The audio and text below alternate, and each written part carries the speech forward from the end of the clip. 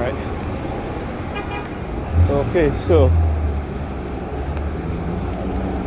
this is what they were doing today with Pam. So you guys know I posted a video this morning. I forgot to take off the privacy feature last night as I was doing the video. I did a video kind of really late. It was like around I wouldn't say really late, but it's around after 12.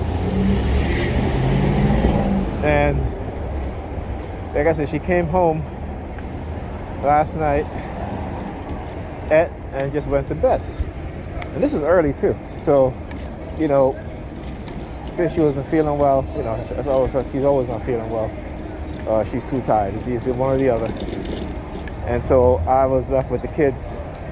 Had to feed them, make sure they took a bath, and yeah, I want to go so bad, trying to do that synchronized movement. Look at them. Now they're back to that. Oh look, they're happy. They're so happy. She walked past me. She flashed the palm fixation drill. So.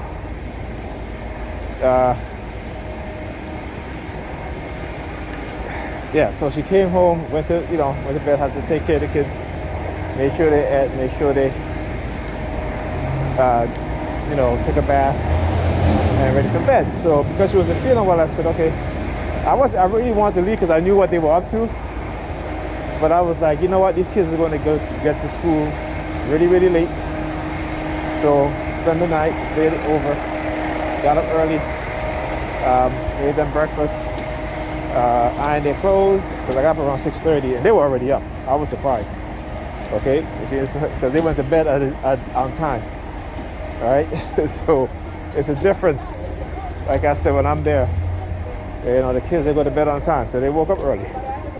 And as a matter of fact, my daughter was like, "Daddy, I woke up before you." I was like, "Yeah, I don't have to come and wake you guys up." All right, so anyway, took my daughter to school. Ethan went to school on time. And as I came back, you know, Pam didn't go to work because she just still wasn't feeling well. So I said, okay. I, rubbed her down with some Breedies. I did the same thing last night, and she was like, her shoulder was hurting, so I gave her a massage. All right, then I went, did a load of laundry, cleaned up the living room, and I told her last night, I said, listen, I'm leaving early, so you're going to have to pick up Lisa from school. And she was like, well, I'm not feeling well, have you? I'm like, listen, I don't want to hear that because when you're not feeling well, your friends can call you and be like, hey, let's go out. And you will find somehow your sickness will just go away, right? So I said, look, I'm doing everything else, right? I'm ironing their clothes, making them breakfast, then clean up the living room. On top of that, I did laundry. So she got upset because she had to go pick up. She's like, I'm sick. I'm like, yeah, okay, Pam. Okay, Alyssa's school is only 2 blocks away. Okay, I said, do you remember them times when, I could barely walk, my back was out, and you were home with me, and you didn't even get up to go pick up the kids. I had to get up and go get them on crutches, right? With my cane, limping, could barely walk. I had to leave early so I can get there on time to pick up the kids.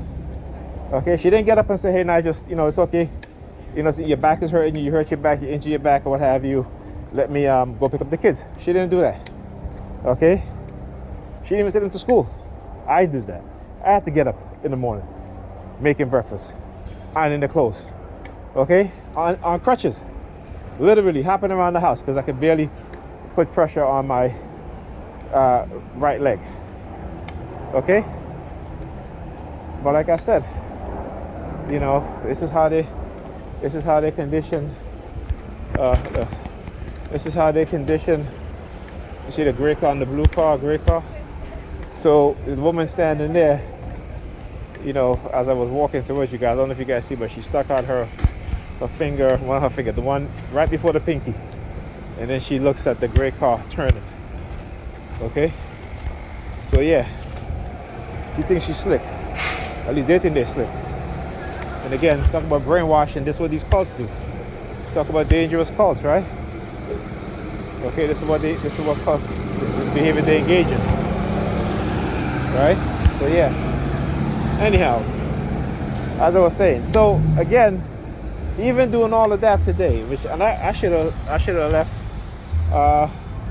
last night.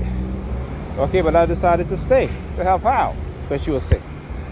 But I told her this morning, I said, you want like every part of my body except for, I said, when it's convenient for you. When it's convenient for you. Because earlier on, after I cleaned up the living room, she came into the kitchen as I was doing the laundry, and she was acting like if, like I said, she gets into this thing at times when we're walking in the house. And, normally if we bump each other, it's no big deal, because it's a close space, particularly the hallway. Sometimes she'll just like lean up against the wall like she's scared to touch me. You know what I'm saying? And I'm just like, what the hell? I said to her today, I was like, why are you running?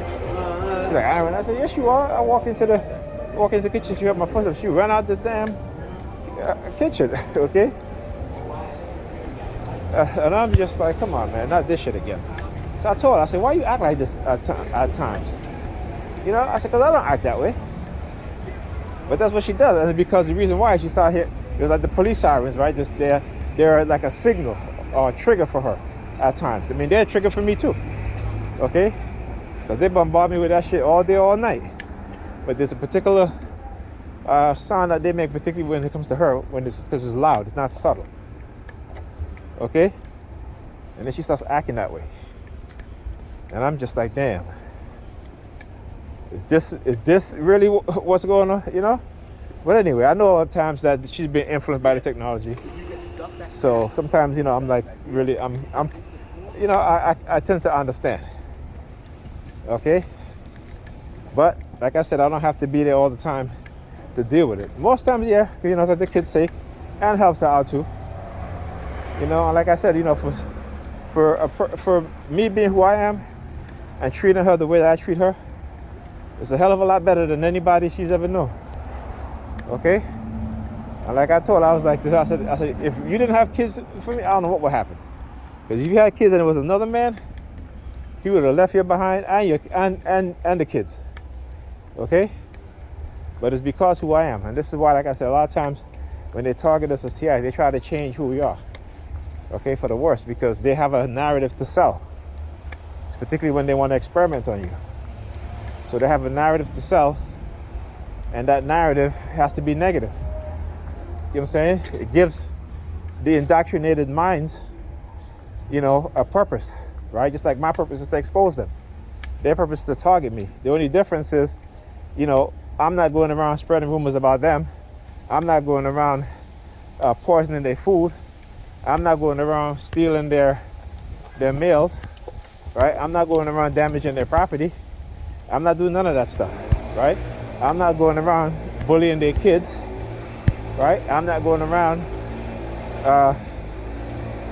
trying to break up their relationships. I'm not doing none of that. So that's the big difference, right? That is the big difference, okay? But like I said, people are easily, and like I said, I was in the same boat, except I wasn't targeting nobody, at least I didn't know it. They were using the technology on me. But I know for years, my brother, oh, that noise. My twin brother was targeted.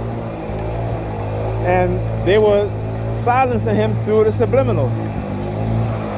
Right? Remember, we're twins, so they could have been targeting me and I didn't even know it.